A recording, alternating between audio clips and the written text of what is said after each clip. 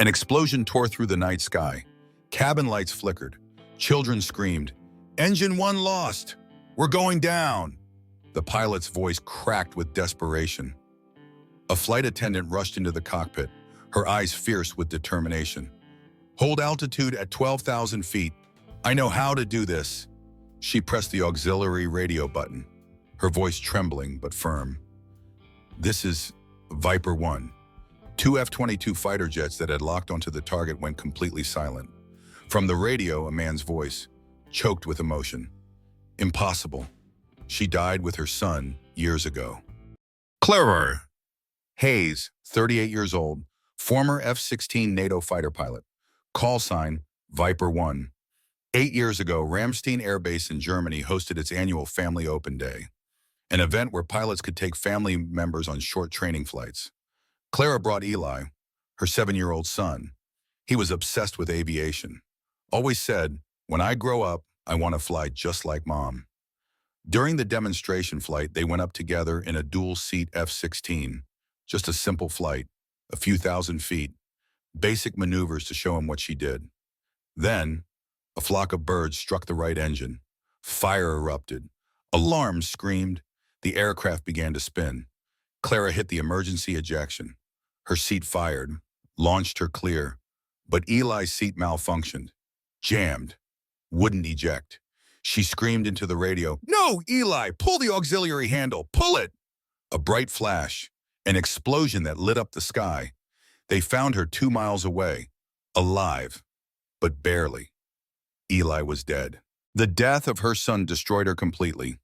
The media called her the pilot who killed her own child. Headlines everywhere. Mother's joy ride ends in tragedy. Pilot error claims young life. The investigation cleared her. Mechanical failure.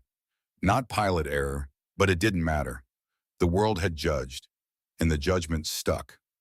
Clara submitted her resignation from the Air Force, declined all interviews, changed her name to Anna Reed, erased herself from every database she could. 8 years later, she worked as a flight attendant for Eurosky Airlines, a commercial carrier. She chose the job because it let her stay close to the sky without having to touch the controls. She lived alone. No family, no friends, just work and silence. In her jacket pocket, she always carried a small silver bracelet engraved with Eli, the only thing that survived the explosion intact. Her colleagues said, "Anna is the kind of person who never changes expression, even when the plane hits severe turbulence." Only she knew the truth. Every time they took off, her heart was still falling. She'd wake up at night, hear Eli's voice. "Mom, the handle won't work." Then she'd lie awake until dawn, staring at the ceiling, remembering. She'd thought about quitting aviation entirely, moving inland, never seeing a plane again. But she couldn't, because the highest sky was where Eli had died, and leaving it felt like abandoning him. So she stayed, working flights, serving passengers, smiling professionally while her heart remained frozen at 12,000 feet 8 years ago. The other flight attendants thought she was cold, distant, professional but unapproachable. "Anna never talks about herself," they'd say. "It's like she doesn't have a past." She had a past, it just hurt too much to speak about. Sometimes passengers would ask, "Have you ever wanted to be a pilot?" She'd smile that practiced smile. "No, I prefer taking care of people." The lie came easily now. After 8 years of practice, one colleague, a young woman named Sophie, tried to befriend her. "Anna, some of us are going out after the shift. Want to join?" "Thank you, but I have plans." She never had plans, just an empty apartment and memories. Sophie tried again weeks later. "You know, if you ever want to talk, I appreciate it, but I'm fine." "You don't seem fine." Clara looked at her, really looked at her, saw genuine concern. "I lost someone," Clara said quietly. "A long time ago. Talking about it doesn't help." "I'm sorry." "Me too." That was the most she'd shared with anyone in 8 years. The airline had no idea who she really was. Anna Reed's background check showed a clean history, flight attendant training, customer service experience. Nothing remarkable. They didn't know that Anna Reed could fly an F-16 better than most active duty pilots, that she'd logged over 3,000 flight hours in combat situations, that she'd earned one of the highest accuracy ratings in NATO for precision strikes, that she'd once been considered for squadron commander. All of that died with Eli. Now she just served drinks and checked seatbelts and smiled at passengers who had no idea they were being looked after by a ghost. A flight attendant colleague later testified, Anna had this way of looking at the sky, like she was watching for something or someone. I asked her once what she was looking at. She said, just checking the weather. But I knew it was more than that. She was looking for something she'd lost. On the morning of October 15th, Clara reported for her shift. Flight EJ-31 Warsaw to Lisbon. Standard route, nothing special. She did her pre-flight checks, greeted passengers, helped a mother with 2 small children stow their bags. The little boy looked up at her. Are you the pilot? No, sweetheart, but I help make sure everyone stays safe. Cool, I want to fly planes when I grow up. Clara's smile faltered for just a second. That's wonderful. Study hard. As the plane taxied to the runway, Clara stood in the galley, looked out the small window at the gray Warsaw sky. Another flight, another day, another 8 hours of pretending she was fine. She had no idea this would be the day everything changed, the day Viper 1 would fly again. Flight EJ-31 carried 183 passengers, including 32 elementary school students and their teachers on a field trip to Portugal. The Baltic weather was ominous. Dark clouds, rain, lightning in the distance. 1 hour into the flight, a small explosion from the left wing. Then the entire cabin shook violently. Engine 1 lost. We're going down. The captain's voice over the intercom. Pure panic. Chaos erupted. Oxygen. Masks dropped. Children screamed. Parents grabbed their kids. Clara was in the aft galley when it happened. She felt the change immediately. The angle. The vibration. The way the aircraft was losing stability. She ran forward, pushed through panicking passengers. Reached the cockpit door. The captain was slumped over the controls.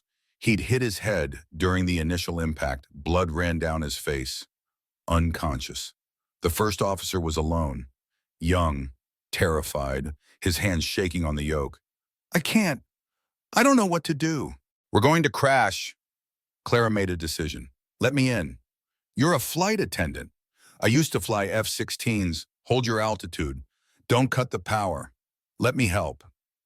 The first officer stared at her, then moved aside. Clara slid into the captain's seat.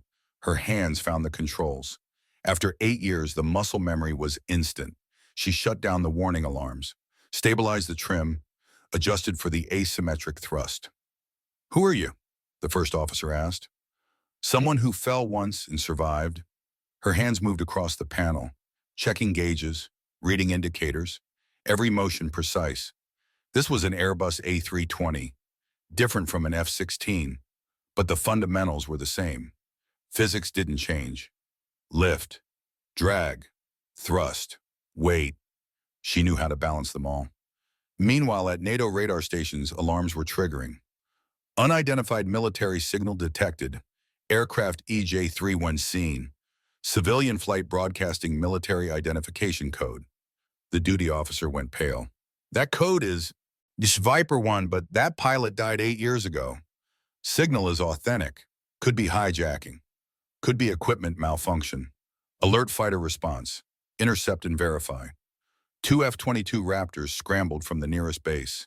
Their orders, investigate and neutralize if necessary. In the cockpit of the struggling airliner, Clara saw the radar warning. She was being tracked, being targeted. They think we're a threat, she said quietly. The first officer looked at the radar display. They're going to shoot us down? Not if I can help it. She opened the emergency radio channel, the one reserved for military communications. Her finger hovered over the transmit button. She hadn't used her call sign in 8 years, hadn't spoken it, hadn't even thought it without pain. But now 183 people needed her to be who she used to be. She pressed the button, took a breath. This is Viper 1, requesting emergency corridor. In the F-22s closing in, Both pilots froze. Did she just say Viper 1? Impossible. That pilot is dead. The lead F-22 pilot, call sign Raptor 6, keyed his radio. Unidentified aircraft, repeat your call sign. Clara's voice came through clearly, steady despite the chaos. This is Captain Clara Hayes, call sign Viper 1, former NATO F-16 pilot, currently attempting emergency landing of civilian aircraft with engine failure. Silence. Then, Clara Hayes died in 2017. Confirm your identity. I survived. My son didn't. Now I'm trying to make sure 183 other people's children do. The F-22 pilots looked at each other through their canopies. One of them, the wingman and Raptor 7, recognized the voice. Sir, I know that voice. That's really her. Viper 1 saved my squadron in Helmand. I'd know her voice anywhere. Are you certain? Absolutely, sir. The lead pilot made a decision. Raptor 7 and Raptor 6 switching to escort formation. Viper 1, we're here to help. The two F-22s moved into protective positions, one on each wing. Clara allowed herself a small breath of relief. Thank you, Raptor 6. Don't thank us yet. You still need to land this thing. The storm was getting worse. Rain hammered the windscreen. Lightning flashed. Visibility near zero. Fuel was dropping. Hydraulic pressure failing. They were losing altitude steadily. Clara's mind raced through options. Emergency landing sites. Diversion airports. Fuel calculations. Raptor 6, I need guidance to the nearest suitable runway. Berlin Tegel is your best option. 40 nautical miles northeast. We'll guide you in. Copy that. She adjusted course, fighting the damaged aircraft every second. The yoke wanted to pull left, the damaged engine creating drag, the whole plane wanting to roll. But she held it, muscle and will and 8 years of grief channeled into pure focus. In the cabin, passengers were praying, crying, holding each other. The young first officer was amazed. How are you doing this? Practice and stubbornness. Were you really an F-16 pilot? Yes. Why did you stop? Clara was quiet for a moment. Because I lost something more important than flying. Through the radio, a new voice, familiar, one she hadn't heard in 8 years. Clara, this is Ryan Cole. I was the training coordinator that day. I've thought about you every day since. Her hands tightened on the controls. Ryan had been there, had pulled her from the wreckage, had tried to save Eli. Ryan, I have something of Eli's. I've been holding it for you, hoping I'd get the chance to return it. Tears burned her eyes, but she blinked them back. After I land, right now I have 183 lives to protect. Copy that. We're with you all the way. The F-22s flew in perfect formation, their lights cutting through the storm, guiding her like guardian angels. A passenger later testified, I looked out the window and saw fighter jets flying beside us. At first I was terrified, then I realized they were protecting us, guiding us. And I heard someone say the flight attendant was actually flying the plane. I didn't believe it until we landed. Then I understood. She wasn't just a flight attendant. She was our salvation. 20 miles from Berlin, fuel critical, systems failing. Clara's voice steady. Raptor 6, I'm going in. Pray we make it. We're praying, Viper 1, you've got this. At NATO Command, chaos erupted in the operations center. An intelligence officer pulled up old files. Clara Hayes, listed as killed in action 2017, training accident. She and her son both died. Then how was she flying a commercial airliner right now? I don't know, but her voice authentication matches, and Raptor 7 confirms visual identification. The commanding officer made a decision. Get me her full file, everything. I want to know what really happened. The file came up, classified, sealed, but under emergency protocols, they accessed it. The truth was there. Clara had survived. Barely, 6 months in a military hospital, severe injuries, PTSD, discharged medically, but the military had listed her as deceased in public records to protect her from media harassment, to let her disappear. She'd asked for it, begged for it, couldn't handle the cameras and questions and accusations, so they granted her request. given her a new identity. Let Clara Hayes die, so Anna Reed could live in peace. She's been a ghost for 8 years, the intel officer said quietly, until today, when she had to become Clara Hayes again to save those people. In the cockpit, Clara was fighting the aircraft with everything she had. The storm was at its worst. Wind shear, severe turbulence. The plane was bucking like a wild animal. Viper 1, you're too low. Pull up, Raptor 6 warned. I know what I'm doing, Clara's voice was steel. Trust me. She was using techniques from combat flying. Low altitude approaches, aggressive control inputs, things civilian pilots never learned. The first officer was white-knuckled. This isn't standard procedure. Standard procedure will kill us. I'm keeping us alive. Ryan's voice came through the radio again. Clara, I need to tell you something. About that day. About Eli. Not now, Ryan. You need to know. The ejection seat failure. It wasn't random. There was a defect, a manufacturing flaw. 8 other seats from the same batch failed. They recalled them all, but it was too late for Eli. Clara's voice broke slightly. I know. You know? I read the investigation report, every page, every detail. I know it wasn't my fault. Knowing doesn't make it hurt less. Then why did you disappear? Because everyone looking at me saw a dead child, and I couldn't breathe under that weight. The Berlin runway appeared through the rain, a strip of lights in the darkness. Clara began her final approach. The aircraft was barely responding. Fuel at 2%, one engine dead, hydraulics failing. Viper 1, you're coming in too fast, air traffic control warned. I know, landing gear might not support this speed, but we're out of options. Understood, runway is clear, emergency services standing by. She lined up the approach, every muscle in her body tense, her hands moving on pure instinct. This was what she'd trained for, thousands of hours, hundreds of simulations. Land a damaged aircraft, protect the people inside, no matter what. Hold on, she said quietly, to the first officer, to the passengers, to herself. The wheels touched down, hard. The aircraft bounced, slammed back down, metal screamed, tires exploded, but they were on the ground. Claire engaged full brakes, reverse thrust on the remaining engine. The aircraft skidded, slid sideways, spun slightly, but gradually, slowly, it came to a stop. 300 meters from the end of the runway. For a moment there was only silence. Then the cabin erupted, crying, cheering, praying, thanking God. Clara sat in the captain's seat, her hands still gripping the controls, shaking now that the adrenaline was fading. You did it, the first officer said. You actually did it. She couldn't speak, just nodded. Emergency vehicles surrounded the aircraft. Evacuation slides deployed. Passengers fled into the rain. But they were alive. All 183 of them.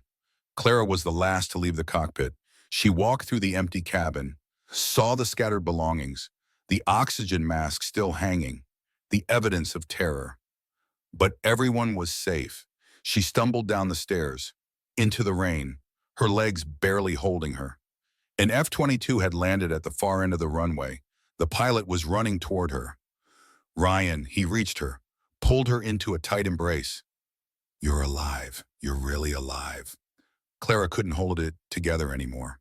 She broke down, sobbing into his shoulder. I couldn't let them die. I couldn't let more children die.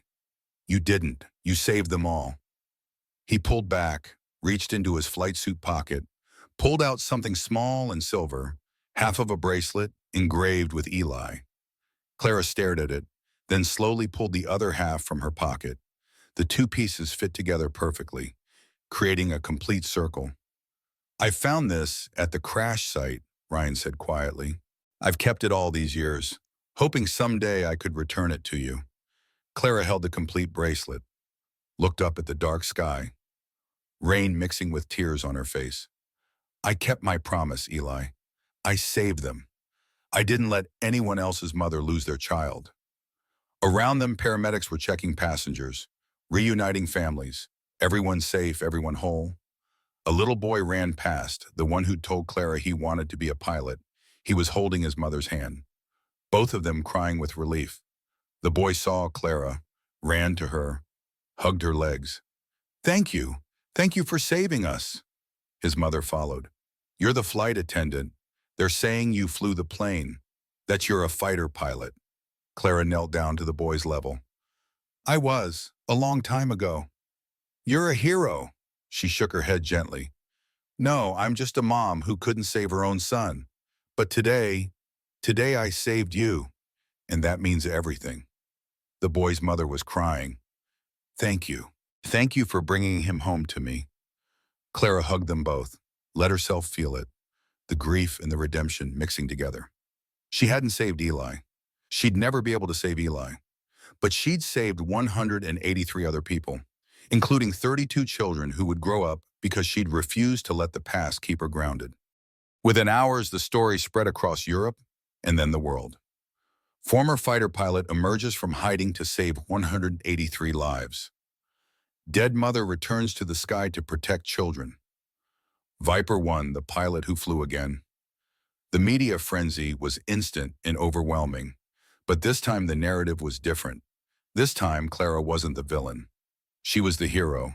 The passengers told their stories about the flight attendant who'd rushed into the cockpit, who'd taken control with absolute confidence, who'd fought a dying aircraft through a storm and brought them home safely. She was calm when everyone else was panicking, one passenger said. She knew exactly what to do. The students wrote thank you letters, drew pictures, made cards. One letter from a 10-year-old girl named Emma read, Dear Captain Clara, because of you, I got to see my dad again. He's sick, and I thought I'd never see him. Thank you for bringing me home. I want to be brave like you when I grow up. Woo, Clara read that letter sitting alone in a hotel room, cried until she had no tears left.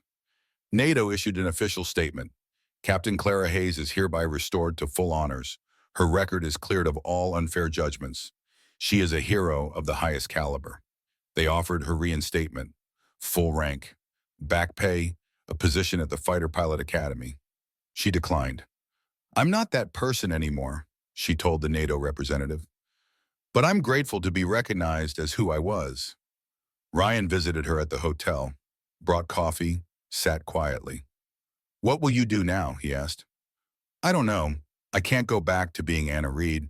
Everyone knows who I am now, but I don't know if I can be Clara Hayes either.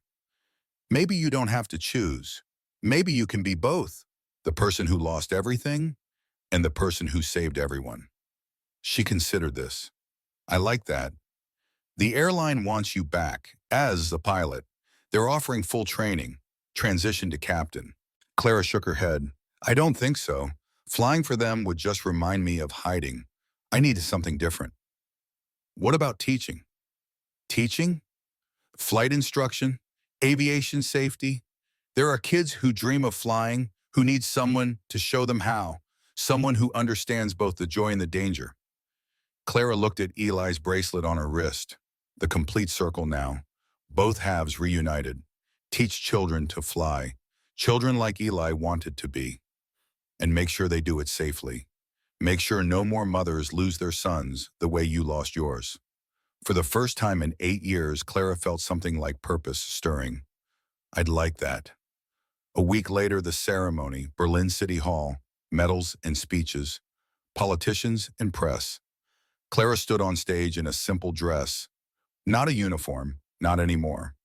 The mayor presented her with the Medal of Courage, the highest civilian honor. But when the applause started, Clara raised her hand, asked for silence. I want to say something, she began. Her voice steady but emotional. 8 years ago, I lost my son, and I thought losing him meant I'd never fly again, that I'd never be Viper 1 again. She paused, looked out at the audience, saw the parents she'd saved, saw their children. But today, I learned something. Being Viper 1 wasn't about the call sign or the rank or the aircraft. It was about protecting people, about bringing them home safely. And I can do that without a fighter jet. I can do it by teaching others, by making sure flying is safe, by honoring Eli's memory through every child who learns to fly properly. The audience was silent, listening to every word.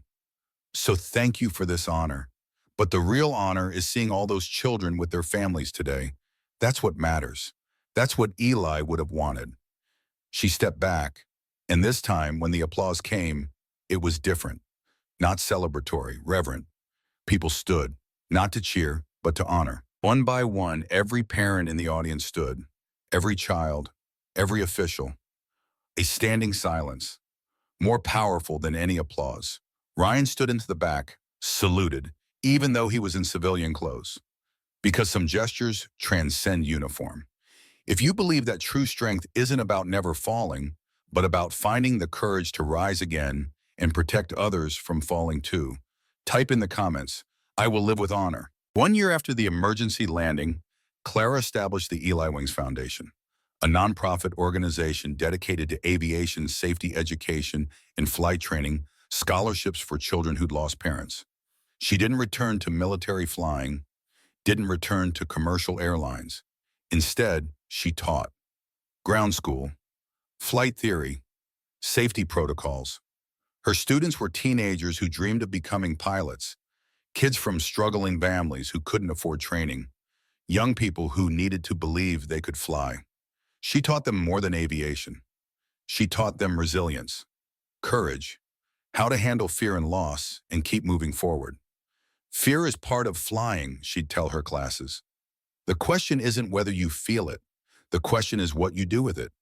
Do you let it ground you, or do you learn to fly with it?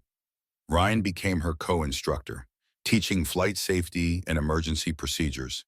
Together, they created something beautiful from tragedy, a place where children could learn to respect the sky, to understand its dangers, to fly safely.